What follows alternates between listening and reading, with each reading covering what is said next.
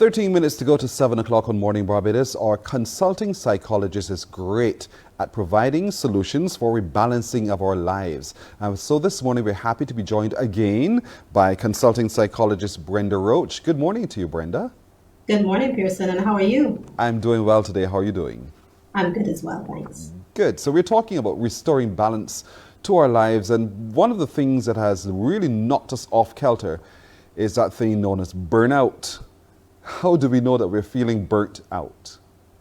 Well, I'd like to start off with a definition, and this definition is from the American Psychological Association. So it describes burnout as physical, emotional, or mental exhaustion accompanied by decreased motivation, lowered performance, and negative attitudes towards oneself and others. And it is a result of having to perform at high levels of stress for a prolonged period of time. Someone would say to you, but would a vacation just wipe that away? Wouldn't a vacation fix that? What would you say? I would say yes and no. So yes, in terms of you get that break, you get that time to relax and unwind, and it all depends on what you do on vacation as well.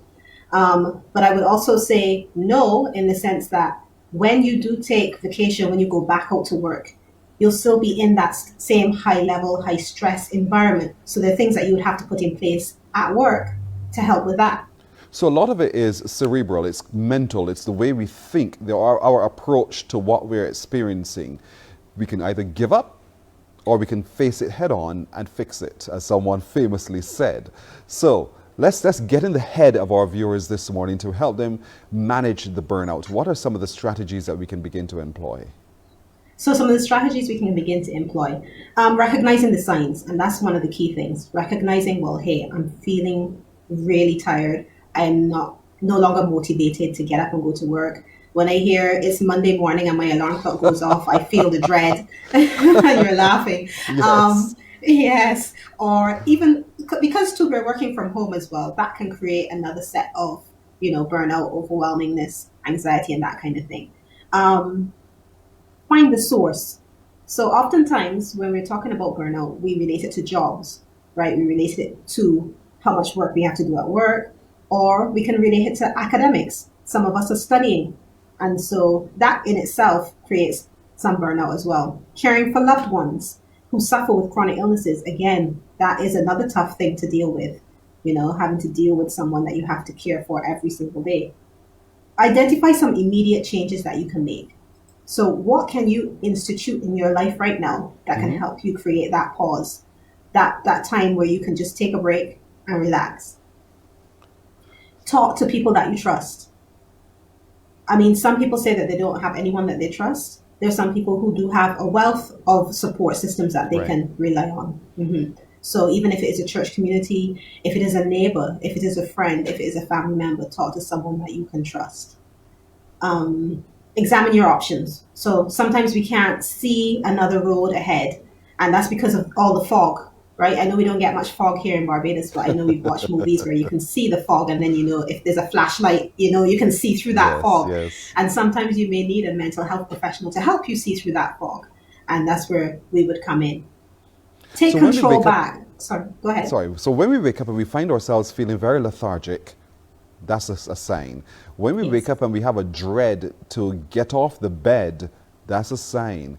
When we are approaching the office, for instance, and we feel as though, oh my gosh, and we feel drained, that's a sign. When the exams are very, very near and suddenly our heads feel very, very foggy, that's a sign. So all of these are things that we need to be paying attention to mentally so that we are able better to cope. But then you're also saying to me, find somebody I can trust to talk to when I have no friends. Find a way to have a little bit of a break when it feels as though there's no time for the break, and a whole host of other coping mechanisms. So it can be challenging, but it is very, very doable. That's correct. It can be very challenging, but it is very doable. So take a break every day. Take a break every day. But Brenda, there are only so many hours in a day, and I have deadlines to meet and those kinds of things. So, okay, even if I take a break, what do I do in that break? Okay, so when you take that break, sometimes, we always talk about, and everything that I'm talking about now is everything that we all know, but sometimes we just seem to forget. especially when we are under immense stress and anxiety and burnout.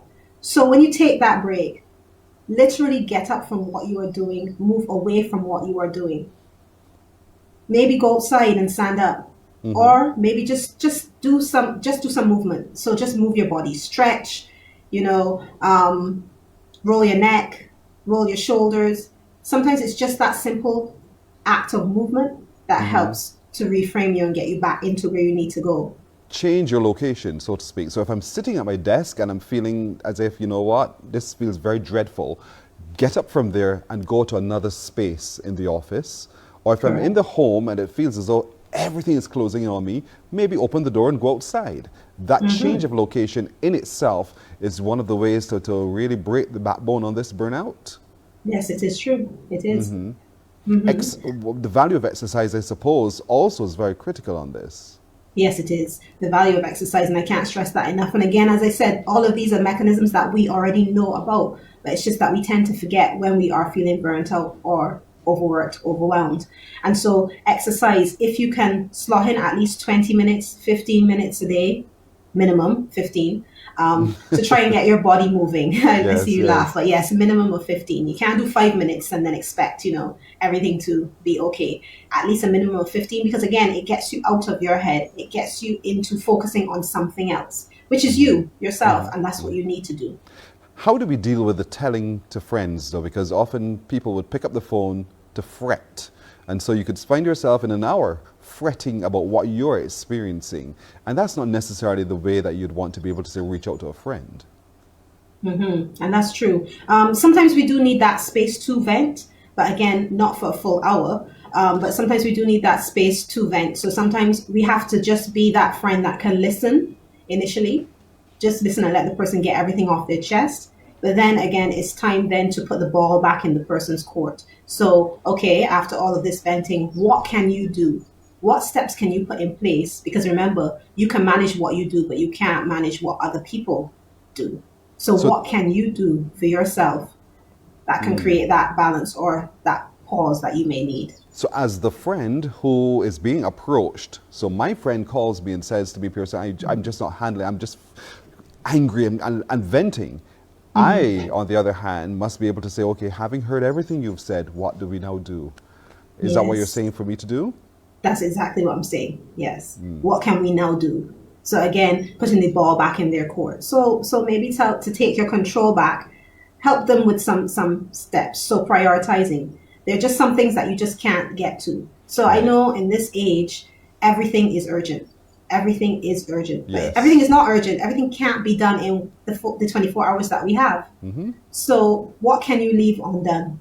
And there are some things, if you list them, there are some things that you can leave till tomorrow. You are so right on that score.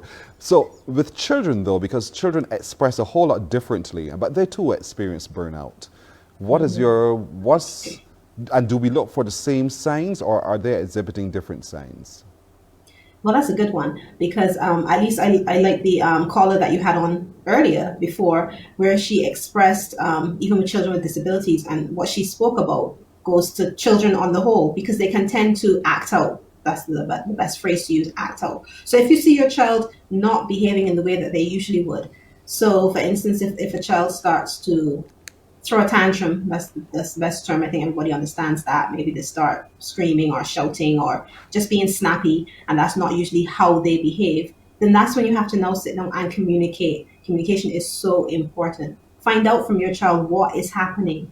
Maybe they may be feeling stressed out and burnt out from having to look at the computer 24 hours a day, because they're doing online schooling, and then see if there's a way that you can maybe reach out to the teacher and say, okay, my child needs to log on for maybe 20, 30 minutes and then log off and get a little break because sometimes children need that. And we need to be able to advocate for children in that respect. This is again marked to be continued. Brenda, you always leave us wanting even more, but time is always up against us. So Brenda Roach, thank you so very much for joining us today. We'll be again reaching out to you real soon so we can continue our look at our own mental health and being able to cope with the ever-changing scenes of life. Thank you so much, Brenda. Thank you, Pearson. Thanks for having me. You're very welcome. We have 3 minutes to go to the hour of 7. We'll take a break and come right back with more here on Morning Barbados. Morning, morning, morning. Good morning.